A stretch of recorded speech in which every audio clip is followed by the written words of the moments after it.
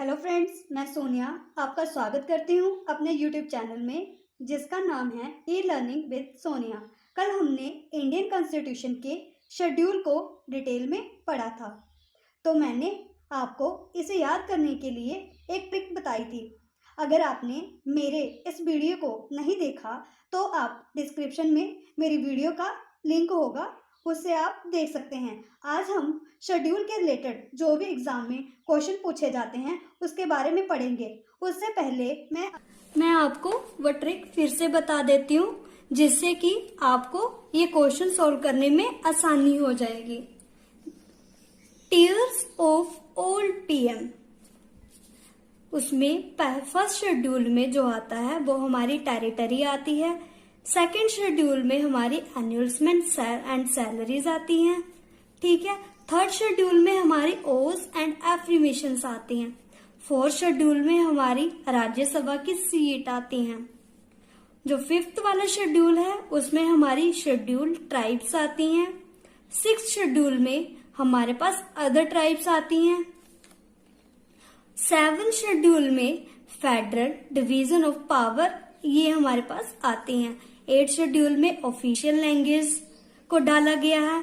Ninth schedule में हमारे land reform को डाला गया है और 10th शेड्यूल में हमारे डिफेक्शन एंटी डिफेक्शन लॉ को डाला गया है। 11th शेड्यूल में हमारे पंचायती राज सिस्टम को डाला गया है। 12th शेड्यूल में हमारी म्यूनिसिपालिटीज को डाला गया है। तो फ्रेंड्स, मैंने आपको ट्रिक को फिर से बता दिया है। अब मुझे लगता है कि हमें क्वेश्चन कर लेने चाहिए। तो मेरा आज का जो पहला क्वेश्चन है वो है, at the time of adoption how many schedules were there in the Indian constitution. इसमें ये पूछा गया है, इस क्वेश्चन में ये पूछा गया है कि जब हम लोगों ने अपना संविधान लागू किया था तो उसमें कितने शेड्यूल जो थे, ठीक है। तो हमारे पास इसका आंसर क्या आता है, हमारे पास कितने शेड्यूल थे, हमारे पास 8 शेड्यूल थे, ठीक है। तो हमारा सेकंड नंबर पे जो आता है वो आता है, by which amendment act Konkani, Manipuri, Nepali were added to the 8th schedule of the Indian Constitution। इसमें ये बोला गया है कि हमारे भारतीय संविधान में किस संशोधन के द्वारा जो हमारा 8वां शेड्यूल है उसमें कोंकणी, मणिपुरी, नेपाली भाषा को जोड़ा गया है। तो उसके जो ऑप्शन हमारे पास आते हैं, 42nd amendment, 44th amendment, 71st amendment and 74 amendments. तो इसका आंसर क्या होगा, 71st अमेंडमेंट। हमारे जो 21st अमेंडमेंट थी उसमें हम लोगों ने कौन सी लैंग्वेज को डाला था, हमारी सिंधी लैंग्वेज को डाला था। 71st अमेंडमेंट में हम लोगों ने कोंकणी, मणिपुरी, नेपाली ये लैंग्वेज क्या की गई थी, ऐड की गई थी। अब हमारे पास बोलते हैं कि जो 92nd अमेंडमेंट थी हमारी 8th शेड्यूल में, उसमें हम लोगों ने बोडो, डोगरी, मिथाली, सिंथाली हम लोगों ने ये क्या की गई थी, हमारी लैंग्वेज की गई थी, ऐड की गई थी। अब हमारे पास जो थर्ड क्वेश्चन आता है ना उसमें ये पूछा गया है कि फॉर्म्स ऑफ द ओस और एफर्मेशन आर कंटेन इन। इसमें ये पूछा गया है कि जो हमारा ओस और एफर्मेशन वो कौन सा शेड्यूल में डाला गया है, ठीक है। तो उसमें हमारे पास ऑप्शन जो आता है, फर्स्ट ऑप्शन आता है 3rd schedule, 6th schedule, 10th schedule and 12th schedule. तो इसमें हमारा जो राइट आंसर होगा वो हमारे पास होगा 3rd शेड्यूल। जैसे कि हमारे इसमें 3rd शेड्यूल मैंने बताया था टीयर्स मतलब कि ऑफ ओल्ड पीएम। तो उसमें हमारे पास ये बोला, हमारे जो 3rd शेड्यूल है उसमें हमारे ओस और एफर्मेशन को डाला गया है। टीयर्स TEA, ए से हमारे थर्ड नंबर पे क्या आया, हमारा एफर्मेशंस एंड ओथ आया। अब हमारे पास जो फोर्थ क्वेश्चन आता है हमारा, वो आता है 8th schedule of the Indian constitution deal with, ठीक है, जो हमारा 8वां कॉन्स्टिट्यूशन है, 8वां जो शेड्यूल है वो कॉन्स्टिट्यूशन में किससे डील करता है, तो वो हमारे ए ऑप्शन आता है, किससे डील करता है, हमारे ए ऑप्शन में है शेड्यूल ट्राइब से डील करता है, स्टेट एंड यूटी से डील करता है, पंचायती राज से डील करता है, या रिकॉग्नाइज ऑफिशियल लैंग्वेज से ये डील करता है। तो हमारा ये जो 8th शेड्यूल है, तो इसी किससे डील करता है, ये हमारा डील करता है हमारी रिकॉग्नाइज ऑफिशियल लैंग्वेज। जो हमारी शेड्यूल ट्राइब्स है वो हमारे 5th नंबर वाले शेड्यूल में आती हैं, स्टेट्स एंड यूटी ये हमारी 1st वाले शेड्यूल में आती हैं, पंचायती सिस्टम ये हमारा 11th शेड्यूल्स में आता है, ठीक है।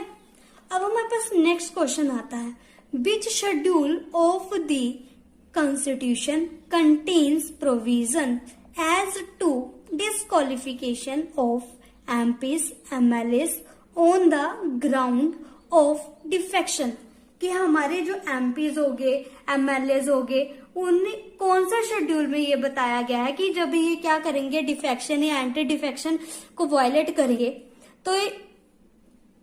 तो इन्हें डिस्क्वालीफाई कर सकते हैं, ये कौन सा शेड्यूल में बताया गया है, ठीक है। तो हमारे पास ऑप्शन क्या आते हैं, 8th शेड्यूल, बी ऑप्शन आता है 9th शेड्यूल, सी ऑप्शन आता है हमारे पास 10th schedule and D option आता है हमारे पास 12th शेड्यूल। तो इसका जो राइट आंसर होगा वो कौन सा होगा, 10th शेड्यूल, ठीक है। अब हमारे पास 6th क्वेश्चन आता है, currently how many schedules are there in the constitution of India, कि हमारे जो वर्तमान में है कितने शेड्यूल हैं भारतीय संविधान में। ऑप्शन ए में 8 शेड्यूल, बी में 10 शेड्यूल, सी में 12 शेड्यूल, डी में 14 शेड्यूल। तो इसका जो राइट आंसर है वो कौन सा है, हमारे पास 12 शेड्यूल, ठीक है। अब हमारे पास क्वेश्चन नंबर 7 जो आता है उसमें हमारे पास पूछा गया है, Which schedule of Indian Constitution precise distribution of seat in राज्य सभा। इसमें ये पूछा गया है कि हमारे शेड्यूल, कौन सा शेड्यूल में ये बताया गया है कि हमारी जो राज्यसभा की सीट है वो कैसे डिस्ट्रीब्यूट होंगी, कैसे स्टेट को हम लोग क्या करेंगे, या स्टेट या यूनियन टेरिटरी को हम लोग डिस्ट्रीब्यूट करेंगे। तो ये हमें कौन से शेड्यूल में बताया गया है, हमारे पास ए ऑप्शन आता है 3rd शेड्यूल, बी ऑप्शन आता है 4th शेड्यूल, सी क्वेश्चन आता है 8th शेड्यूल एंड डी में आता है हमारे पास 12th शेड्यूल। तो इसका जो राइट आंसर होगा वो होगा 4th शेड्यूल में। हमारे जो 4th शेड्यूल में है उसमें हमारी जो सीट ऑफ राज्यसभा के बारे में बताया गया है। अब हमारे पास क्वेश्चन नंबर 8 आता है, in the 8th schedule which language were added by 92nd Constitutional Amendment Act 2003। हमारे जो 92वां कॉन्स्टिट्यूशनल जो अमेंडमेंट हुआ था उसमें हमारे जो 8th शेड्यूल में है कौन कौन सी लैंग्वेज जोड़ी गई थी। तो ऑप्शन ए में हमारे पास आता है Bodo, Maithili, Sindhi and Santhali. Option B आता है नेपाली, मिथाली, सिंधी, सिंथाली। और ऑप्शन सी आता है बोडो, मिथाली, डोगरी, सिंथाली। डी जो आता है उसमें आता है बोडो, कोंकणी, सिंधी, सिंथाली। तो मैंने आपको अभी थोड़ी देर पहले ही ये बताया है कि जो हमारी 92nd कॉन्स्टिट्यूशनल अमेंडमेंट है उसमें हमारी बोडो, मिथाली, डोगरी, सिंथाली ये लैंग्वेज आती हैं। तो इसका जो आंसर होगा वो कौन सा होगा, ऑप्शन सी होगा। अब हम उसमें बोलता है कि जो 9th क्वेश्चन आता है उसमें क्या पूछा गया है, उसमें ये पूछा गया है कि the authority to alter the boundaries of state in India rests with the, कि हमारी जो बाउंड्रीज को लेके जो भी हमारा कुछ होता है वो कौन बनाता है, तो वो हमारे पास बनाती है हमारी पार्लियामेंट। वो कौन करती है? हमारी पार्लियामेंट। हमारा जो 10th क्वेश्चन आता है उसमें ये पूछा गया है, which one of the following schedules is not match correctly. हमें इसमें ये पता करना है कि हमारे कौन से शेड्यूल को करेक्टली मैच नहीं किया गया है। अब हमारे पास बोलते हैं कि फर्स्ट ऑप्शन आता है थर्ड शेड्यूल, किससे रिलेटेड होता है? ओस और एफर्मेशन। जो बी आता है fourth schedule, provision as to president and governors of the state. Seventh schedule जिसमें हमारी union list, state list, concurrent list, ये सब चीजें आती हैं। और 12th शेड्यूल में हमारे पास क्या आता है? म्यूनिसिपालिटीज। तो इसमें जो मैंने आपको ट्रिक बताई थी, टीयर्स ऑफ ओल्ड पीएम, तो हमारे पास जो थर्ड शेड्यूल है उसमें हमारी ओस और एफर्मेशन ही आते हैं, ये भी सही है। 7th शेड्यूल में हमारी जो होती हैं डिवीजन ऑफ पावर आती है। डिवीजन ऑफ पावर में हमारी यूनियन लिस्ट आती है, स्टेट लिस्ट आती है, कंकरेंट लिस्ट आती है। और जो 12th वाला शेड्यूल है उसमें हमारी कौन सी आती है? म्यूनिसिपालिटीज। तो ये जो 4th शेड्यूल है उसमें हमारी जो आती है सीट्स ऑफ राज्यसभा आती हैं। तो ये हमारा ये वाला ऑप्शन गलत है। तो ये जो सही मैच नहीं है वो कौन सा है? हमारा बी ऑप्शन। ठीक है, तो हमारा 11th नंबर पे जो आता है वो क्वेश्चन है, which one of the following language is not specified in 8th schedule of the Indian constitution. हमारा जो 8वां संशोधन है भारतीय संविधान का, उसमें कौन सी लैंग्वेज इनमें से नहीं आती है? तो हमारी ए आती है संस्कृत, बी आती है सिंधी, सी आती है इंग्लिश और डी आती है नेपाली। तो मैंने आपको जब कल ये डिटेल में पढ़ाया था तो मैंने उसमें एक नोट करवाई थी आपको बात की, जो हमारी इंग्लिश लैंग्वेज है वो इसमें नहीं आती है। ठीक है, वो इंग्लिश लैंग्वेज हमारी 22 लैंग्वेज में ऐड नहीं की गई है। ठीक है, अब हमें आपसे बोलता है कि 12th क्वेश्चन और हमारा लास्ट क्वेश्चन जो आता है वो उसमें पूछा गया है, which of the following is not union territory. इसमें से हमारी कौन सी है जो यूनियन टेरिटरी नहीं है? ए ऑप्शन आता है हमारी पांडिचेरी, बी आता है नागालैंड, सी आता है दमन एंड दीव एंड डी आता है हमारा लक्षद्वीप। ठीक है, तो इसमें पांडिचेरी भी हमारी क्या है? एक टेरिटरी है, यूनियन टेरिटरी है। दमन एंड दीव भी हमारी यूनियन टेरिटरी है और लक्षद्वीप भी हमारी यूनियन टेरिटरी है। और जो नागालैंड है वो हमारी क्या है? एक स्टेट है।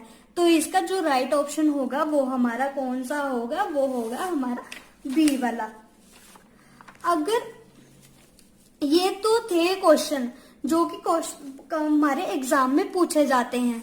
ठीक है, तो मेरी और भी ऐसी वीडियो देखने के लिए please like my video and subscribe my channel और बेल आइकन को दबाना ना भूले। Thank you for watching my video.